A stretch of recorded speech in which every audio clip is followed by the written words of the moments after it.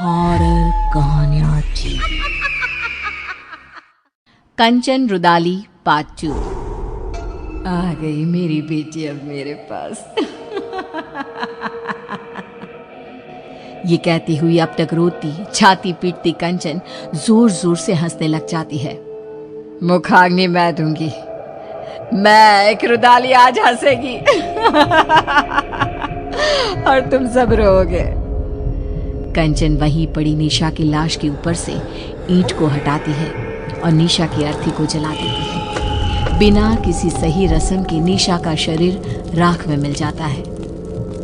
प्रेमनाथ और ठकुराइन बेसुध होकर सब कुछ देख कर भी पर अपने दिल और दिमाग पर लगे सदमे के कारण कुछ भी समझ नहीं पा रहे थे। जलती चिता को छोड़ कंचन उठकर हवेली से बाहर चल देती है। बाहर की ओर निकलती रुदाली फिर एक बार पलटती है और ठकुराइन को देखती हुई कहती है, चलती हो ठकुराइन, जल्दी ही लौटूंगी। उसके बाहर कदम रखते ही पूरे गांव में मानो सैलाब उमड़ पड़ता है। बारिश तूफान रुकने का नाम ही नहीं लेते। चारों तरफ त्राहिमाम की स्थिति बन जाती है। इतनी गर्मी के मौसम में ऐसी बारिश, इसकी हर बूंद ऐसी है मानो किसी अपने के गम में फूट फूट कर रो रही हो। हाँ, तुम सही कहती हो रंभा।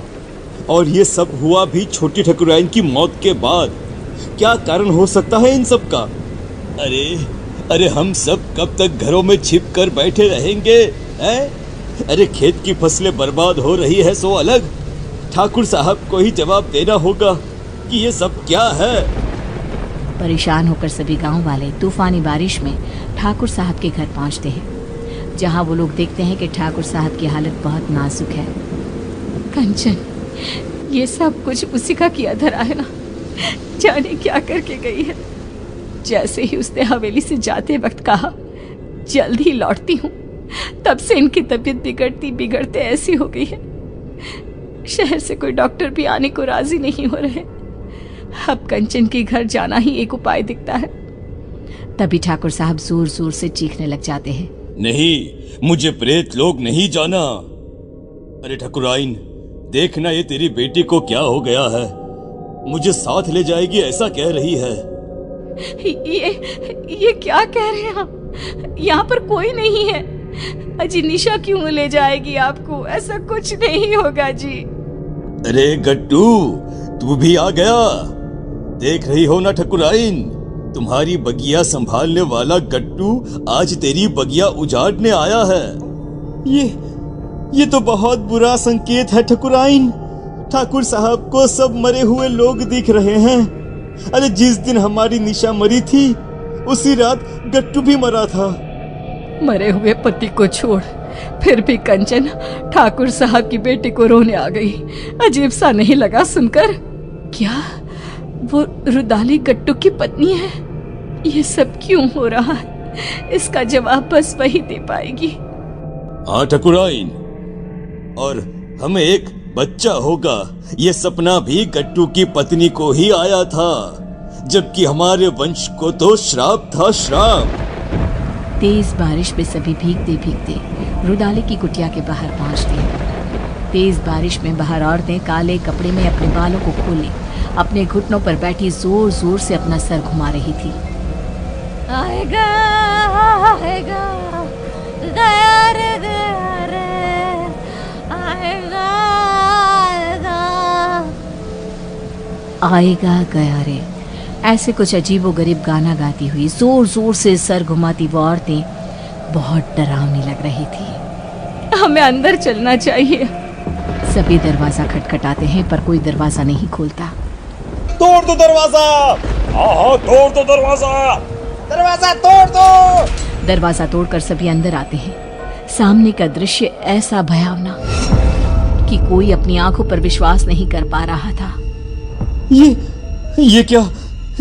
हे भगवान, ये कंचन कौन है? इसके घर से तो प्रेत लोक का रास्ता जाता है। कंचन उठकर आगे बढ़ती है और जाते हुए अंगारों को पार करती एक अजीब से चेहरे के राक्षस के पास पहुंचती है, जिसके हाथ में चाबुक था, जिससे वो रूहों को सजा देता था। पूरा गांव आ गया है मालिक, अब सबकी बलि ले लो। और निशा और मेरे पति को वापस उनके शरीर में भेज दो। दोनों के शरीर को संजो कर रखा है मैंने। ये निशा बिटिया का शरीर तो सबने जलते हुए देखा है, तो रुदाली के पास शरीर कैसे है? ये क्या राज है?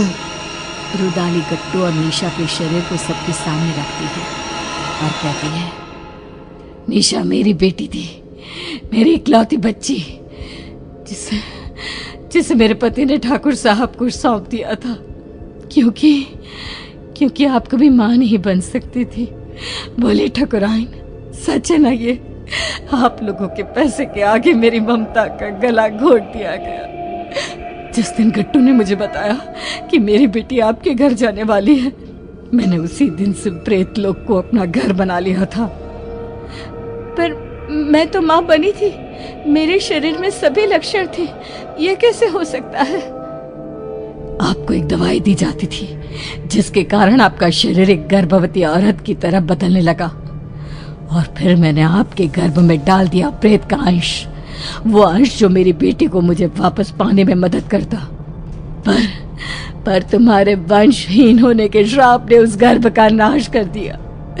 निशा तुम्हें सौंप दी गई, उसने मेरी कोख में ही सब तंत्र मंत्र सीख लिए थे, इसलिए उसे वही चीजें अपनी ओर खींचने लगी। अमावस के दिन उसकी वही शक्तियां उस पर हावी हो गई और वो चली गई सब कुछ छोड़कर। पर मैं उसे कैसे जाने देती? उसकी आत्मा को प्रेत लोक से उसके पिता ने बचा लिया और उसकी आत्मा उसके शरीर में आ गई। पर प्रेत सरकार बहुत क्रोधित हुई, इसीलिए आप सबकी आंखों में धूल झोंक कर मैंने एक पुतले को जलाया, ना कि मेरी बेटी को। अब उसी सरकार की मदद से मैं फिर से अपनी बेटी और पति को पालूंगी और उसके बदले ये पूरा गांव ने सौंप दूंगी। भागो भागो यहाँ से, भागो भागो भागो यहाँ से। हमें भी शरीर दिलवा देना कंचन, इन सब का शरीर तो है ही। हमें भी शरीर दिलवा देना कंचन, इन सब का शरीर तो है ही।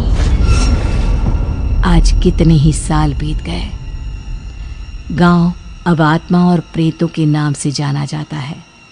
इतने मुर्दों में रह गई है जिंदा तो बस कंचन।